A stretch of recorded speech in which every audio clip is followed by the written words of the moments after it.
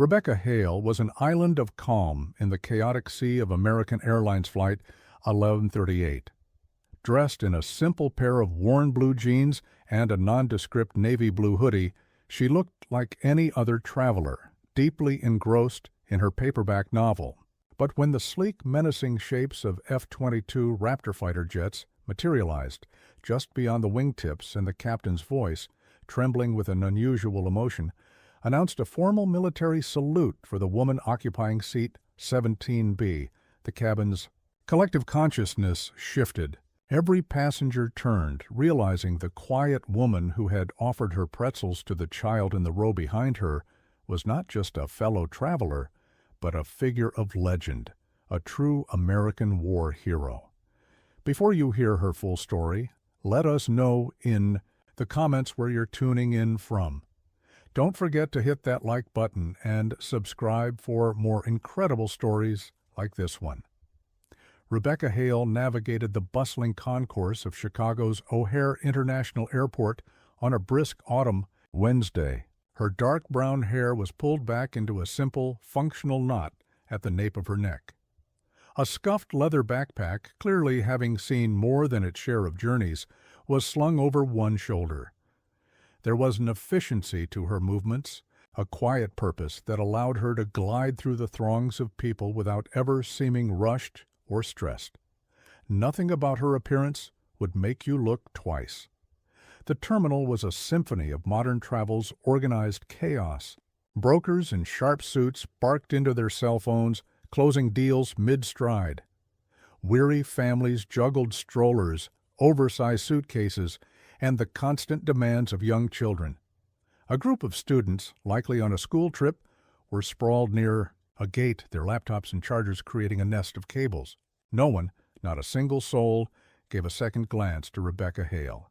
She was just another anonymous face in the crowd, perhaps a consultant heading to Seattle for a week of meetings, which was precisely the truth. She located Gate K-12, where her flight to Seattle was already in the final stages of boarding.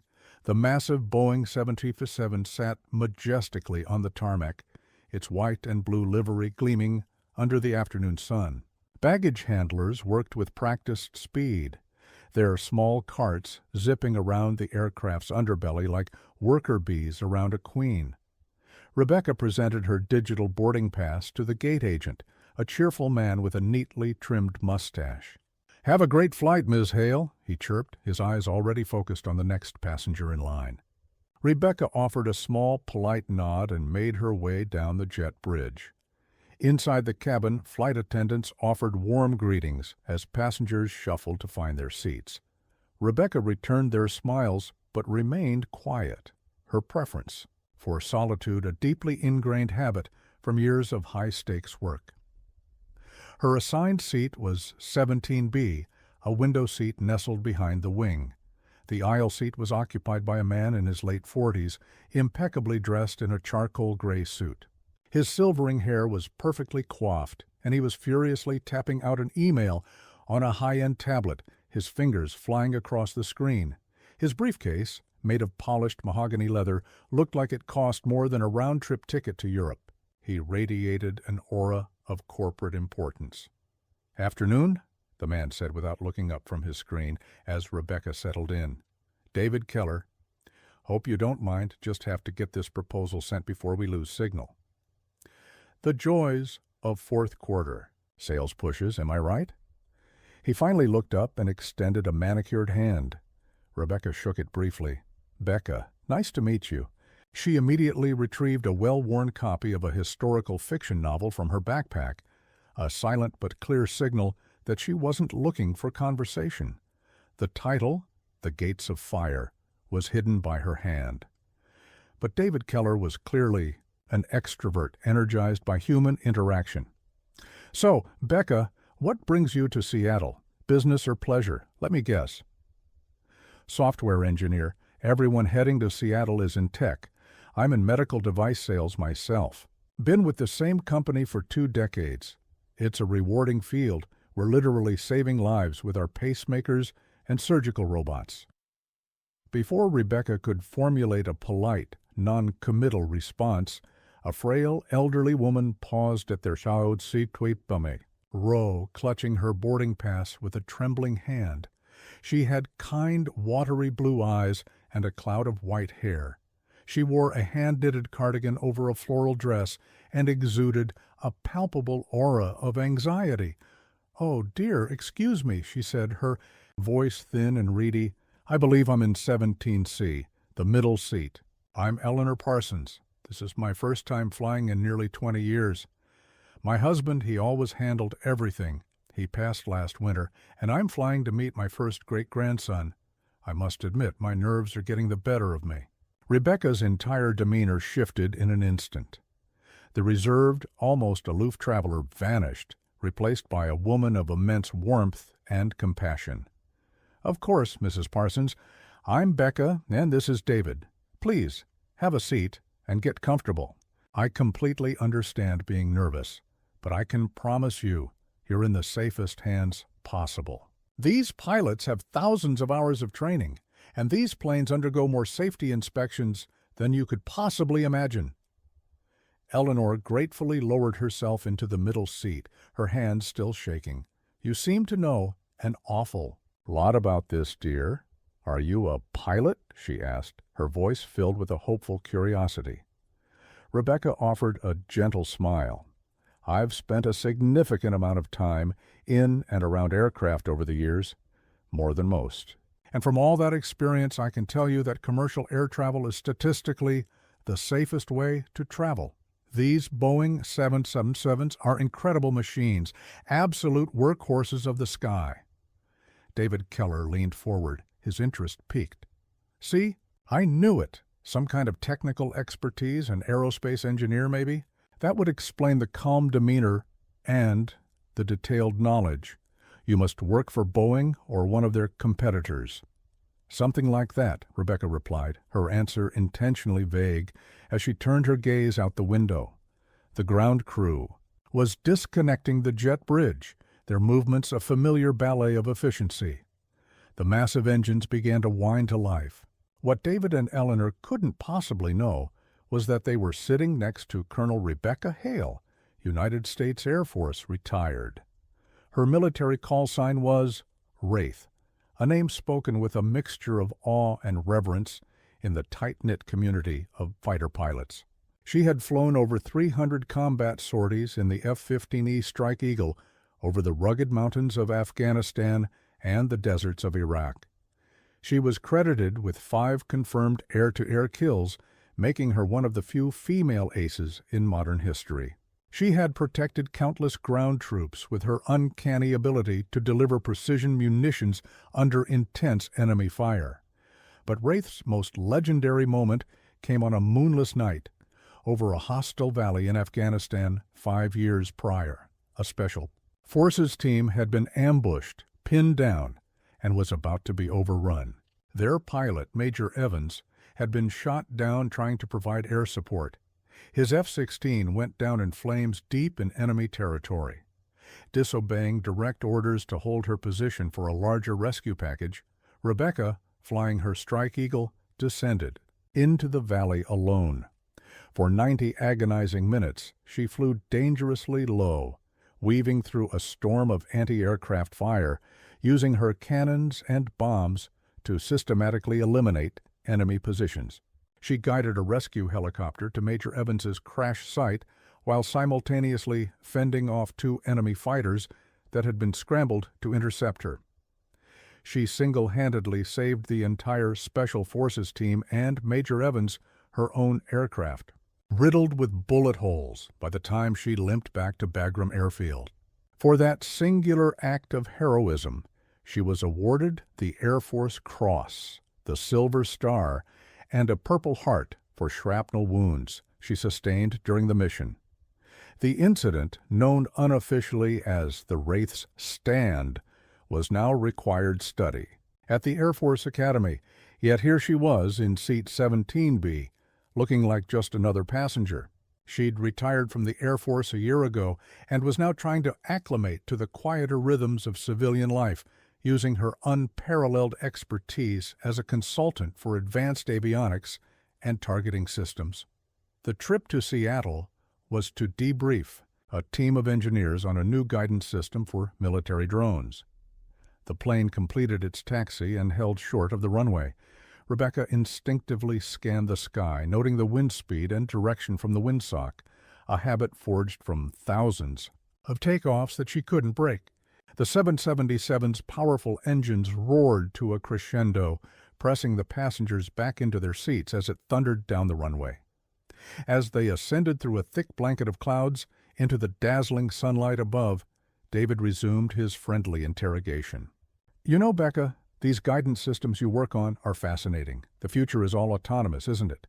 Drones, self-flying planes, that's where the real money is. You must be with a big defense contractor, right? Raytheon? Lockheed?" Rebecca watched the sprawling grid of Chicago shrink into a map below. "I primarily work with military-grade navigation and sensor fusion systems. The technology is a few generations ahead of what you find in the civilian sector." She realized she might be revealing too much and added, "For applications in commercial aviation safety, of course." Eleanor had been clutching the armrest during takeoff, her eyes squeezed shut. Rebecca noticed and placed a reassuring hand on her arm. "The most dynamic part is over, Eleanor. We'll be at our cruising altitude in a few minutes, and then it will feel as smooth as driving on a new highway. Would it help if I explained some of the noises you're hearing? Sometimes knowing what's happening makes it less intimidating."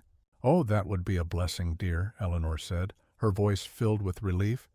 Rebecca calmly explained the thud of the landing gear retracting into the fuselage, the subtle shift in engine pitch as the pilots reduced power for the climb, and the whirring sound of the flaps being adjusted.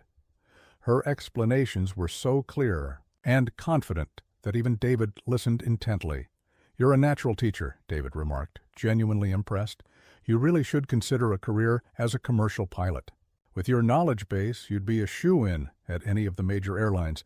Here," he said, pulling out a business card, "I have a few contacts in airline management. If you ever want to change, give me a call." "Thank you, but I'm content where I am," Rebecca said, a faint smile playing on her lips. The irony was immense. She had more hours in high-performance jets than most senior airline captains, but explaining that would shatter the anonymity she cherished. Far above them at $45,000 feet, two F-22 Raptors began their patrol. Captain Jake "Viper" Sullivan and Major Maria "Strike" Ramirez were part of the Air Force's elite, entrusted with flying the most advanced aerial combat machine ever created. The Raptor, a masterpiece of stealth technology and aerodynamic engineering, was a ghost in the sky, capable of dominating any airspace. Viper and Strike were a seasoned pair, veterans of several overseas deployments. They were the best of the best, but even they spoke in hushed tones about the legends who had come before them, pilots whose names were etched into Air Force history. "Control, this is Viper 1, requesting clearance to proceed along patrol corridor." "Delta Niner," Viper radioed to Scott Air Force Base. "Viper 1, you are cleared," the controller's voice crackled back. "Be advised, we are on elevated alert today. Credible intelligence suggests a potential threat against civilian air traffic along the Chicago-Seattle corridor. Your mission is to provide overwatch and be prepared to intercept and assist as required." In the cockpit of the second Raptor, Strike completed her systems check.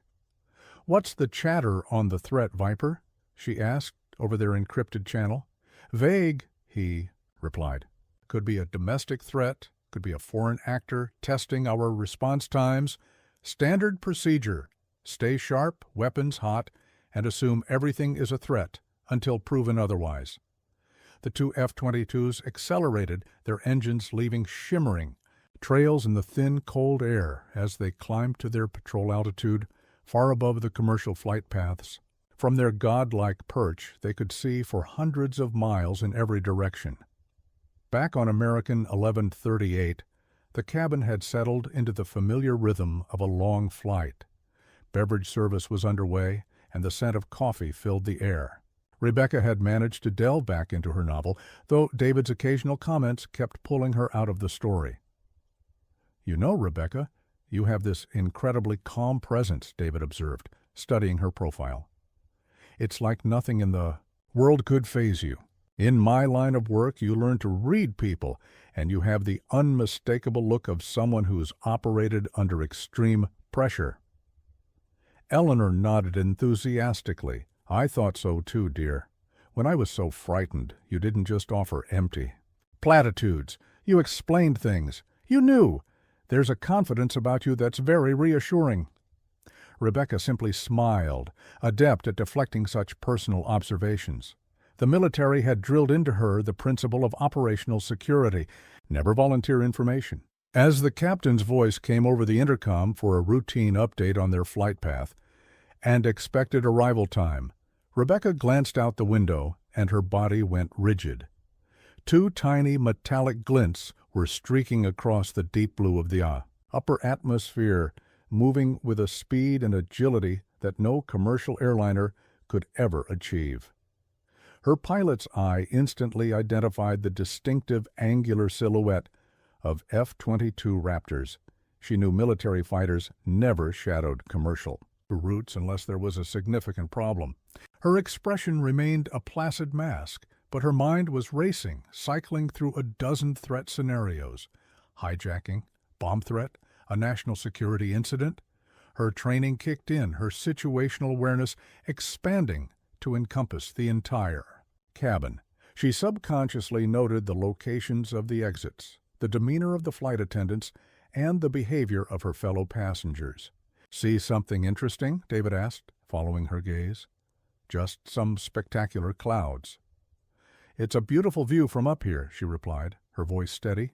But inside, every nerve was on high alert. F-22s meant the situation was as serious as it gets. Above them, Viper and Strike received an urgent directive. Viper flight, command needs you to establish a visual link with American Airlines Flight 1138, a Boeing 777 en route from O'Hare to SeaTac. We are executing enhanced security protocols and require you to verify their flight plan and passenger manifest. Strike acknowledged and expertly guided her Raptor to a position several miles from the airliner, well out of sight of most passengers, but close enough for their advanced sensors. "American 1138, this is United States Air Force Viper 2. Please respond on guard frequency 243.0. In the cockpit of the 777, Captain Miller and his first officer exchanged worried looks. In his 30 years of flying, Miller had never been hailed by a fighter jet on a domestic route. "Viper 2, this is American 1138. We read you 5 by 5. Go ahead," Miller responded, his professional calm masking his deep concern. "American 1138, per National Security Directive, you are to immediately transmit your full passenger manifest to Air Traffic Control for verification. Please comply without delay."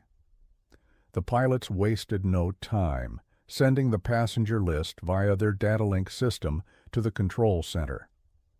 In the cabin, a few passengers noticed the slightly strained tone in the captain's subsequent announcement about minor turbulence, but most remained oblivious. Rebecca, however, knew this was anything but routine. At the Chicago Air Route Traffic Control Center, a senior controller named Frank stared at his screen, his mouth agape.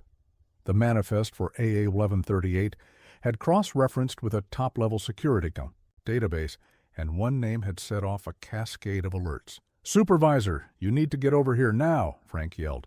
"We've got a passenger on American 1138 with a Tier 1 military designation. Hail, Rebecca. Seat 17B, call sign, Wraith." The supervisor rushed over, his eyes widening as he read the security file that had automatically populated on the screen. "Wraith? Are you kidding me? Get me a direct line to Scott Air Force Base Command, now!" The supervisor grabbed the red phone that connected directly to the military. "This is Chicago Center. We have a positive ID on Colonel Rebecca Hale, call sign. Wraith aboard American Flight 1138 requesting immediate confirmation and instructions." The response from the military was swift and decisive. "Stand by, Chicago. We are routing this to the Pentagon." Within moments, the news had traveled up the chain of command to the highest echelons of the Air Force. Wraith wasn't just a decorated pilot. She was a living legend, an icon whose actions had become modern military folklore. Back in the Raptors, Viper and Strike received the astonishing update. "Viper flight, be advised. We have confirmed the identity of a high-priority, friendly asset aboard AA-1138. Colonel Rebecca Hale, callsign Wraith, is a passenger on that flight." A profound silence filled the cockpits of both fighters for several long seconds. Finally, Strike's voice came over the radio, filled with disbelief and reverence. "Command, repeat that last. Did you say Wraith? The Wraith?" "Affirmative." "Strike, Colonel Rebecca Hale. Are you familiar with her service record?" Viper's response was immediate and emotional. "Command, every fighter pilot in the Air Force is familiar with Wraith. She's the reason I fly the F-15. Her stand over that valley in Afghanistan, it's the gold standard of courage and airmanship." Strike added, her own voice thick with emotion, "Wraith held off 6 enemy fighters while guiding a wounded chopper out of a hot LZ. She refused to leave until every last soldier was safe." The stories they tell about her at the academy, they're not just lessons, they're inspiration. Command confirmed everything they knew and more. Colonel Hale is the recipient of the Air Force Cross, 2 Silver Stars, and the Distinguished Flying Cross. She retired last year after 22 years of exemplary service. She is traveling in a personal capacity and is not related to the security alert, which has since been resolved. Stand down from alert status. "What are our orders regarding Colonel Hale, Command?" Viper asked. "Maintain a protective escort for American 1138 until they are out of our sector. Furthermore, the Pentagon has authorized a ceremonial recognitions. Salute at your discretion." Both pilots were momentarily speechless. A recognition salute was an honor of the highest order, a gesture reserved for presidents, fallen heroes, and the most revered military figures. That the Pentagon had authorized it for a retired pilot traveling as a civilian spoke volumes about the esteem in which Rebecca Wraith Hale was held. Viper keyed his mic, his voice resolute. "Command, it would be the single greatest honor of our careers to render a salute to Wraith. She is a giant. She paved the way for so many of us." On board American 1138, Captain Miller received instructions that left him utterly astounded. "American 1138, be advised, your military escort is requesting permission to perform a flyby recognition salute for one of your passengers. Colonel Rebecca Hale, callsign Wraith, is on your aircraft. She is one of the most decorated combat aviators of her generation." The first officer's jaw dropped. "Wraith is on our plane. Captain, I did my training at the Air Force Academy. They teach her missions in tactics class. She's a living legend." Miller was equally stunned. "A military salute for a passenger in 30 years? I've never seen or heard of anything like this. This woman must be the real deal." "Captain," the first officer said, "she's more than the real deal. She's the pilot other pilots tell stories about." Captain Miller knew this was an unprecedented moment. He picked up the cabin microphone, his hand unsteady. "Ladies and gentlemen, your captain speaking. I have a rather extraordinary announcement. In a moment, our military escort will be performing a recognition salute. This is an extremely rare honor reserved for individuals of the highest distinction. It is for a passenger on our flight today, Colonel Rebecca Hale, a decorated war hero, whose incredible service to our nation has earned her the profound respect of the United States Air Force." A wave of murmurs swept through the cabin as everyone began craning their necks, trying to identify the hero in their midst. Rebecca felt a hot flush of embarrassment creep up her neck as hundreds of pairs of eyes began to scan the rows. Eleanor looked at her, her own eyes wide with a dawning realization. "Becca, my dear, are you Colonel Hale?" Her voice was a whisper of awe.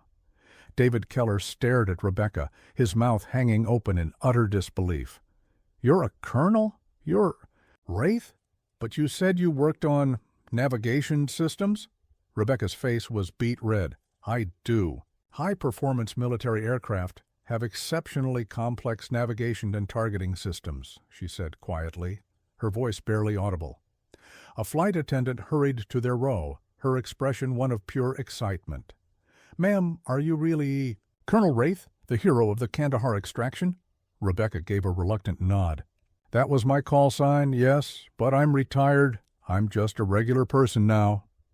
The cabin fell silent as the full weight of the situation settled in.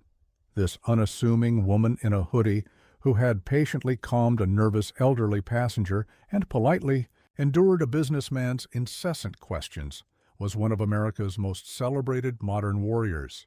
Eleanor reached out and squeezed Rebecca's hand tightly. "My dear child, what on earth did you do to earn such an honor?" Her voice filled with a grandmotherly mix of pride and concern. Rebecca took a deep breath, realizing she could no longer deflect.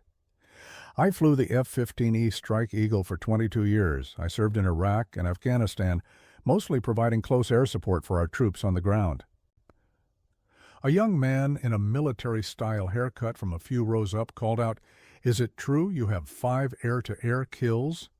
Other passengers leaned in, eager to hear her response. "I was in situations where I had to defend myself and my wingman," Rebecca said simply, ever humble. "But no pilot achieves anything alone. It's always a team effort, from the mechanics who keep the jets flying to the controllers who guide you home." David was still processing the revelation. "But you're so normal. You were reading a book, for crying out loud. I was boring you with stories about medical devices, and you were a war hero the whole time." "That's the idea," Rebecca said with a faint smile. "When we take off the uniform, we're just people. We have families, we read books, and we fly coach." Outside the windows, the 2 F-22 Raptors had moved into a breathtakingly close formation with the airliner. Passengers scrambled for their phones, pressing them against the glass to capture the incredible sight. The fighters were so close you could see the pilots in their helmets giving a sharp salute. Captain Miller's voice returned. "Ladies and gentlemen, if you'll direct your attention out the windows on both sides of the aircraft, you're about to witness something truly special." Rebecca sat frozen in her seat, overwhelmed by the attention. "This is really not necessary," she murmured to Eleanor. "I was just doing my job." "Nonsense, dear," Eleanor said sternly. "You let these fine young men and women honor you. You've clearly earned it." Passengers started to approach her row. A young woman who looked to be in college said, "Ma'am, my brother is a Marine. Thank you for watching over guys like him." An older man wearing a Navy veteran cap slowly made his way down the aisle. "Colonel, I served on a carrier in the Gulf. I know what it takes. It's an honor to fly with you." Children asked for her autograph on napkins, and Rebecca, with genuine warmth, obliged every single one, taking the time to ask their names and what they wanted to be when they grew up. In the cockpits of the F-22s, Viper and Strike prepared for the salute with solemn pride. "Strike, this is without a doubt the most important mission we will ever fly that doesn't involve firing a weapon," Viper said. "Wraith is the embodiment of everything we strive to be." "Agreed, Viper," Strike replied. Her courage saved dozens of lives. She defined what it means to never leave a man behind. It's an honor just to share the same sky with her. The radio crackled on the airliner's emergency frequency, patched through to the cabin speakers by the captain. "Wraith, this is Viper. On behalf of a grateful Air Force, this salute is for you. Your courage, your sacrifice, and your leadership have inspired us all. Thank you for showing us the way." Strike's voice followed. "Colonel Hale, you are a legend. Thank you for your service." With perfect synchronization, the 2 F-22s executed a slow, graceful aileron roll, a stunning display of aerial skill and military respect. Then, igniting their afterburners, they pulled up sharply and climbed into the heavens, disappearing from view. The cabin erupted in thunderous applause. Rebecca watched them go, tears finally streaming down her face, a silent acknowledgment of the profound bond she shared with those who serve. It wasn't a salute for her, she realized, but for the uniform she once wore and the sacrifices of everyone she had ever served alongside. The rest of the flight was transformed. The flight attendants offered to move her to first class, but Rebecca politely declined, choosing to stay with Eleanor, who now held her hand for the rest of the journey. When they landed in Seattle, Rebecca was the last one off the plane, having shaken every hand, posed for every photo, and listened to every story from her fellow passengers. As she walked through the SeaTac terminal, she once again looked like any other traveler in a hoodie and jeans. But for the 200 souls on Flight 1138, she would forever be the quiet woman in seat 17B, the living embodiment of a hero who walks among us, her greatness hidden not by stealth technology, but by a profound and unwavering humility.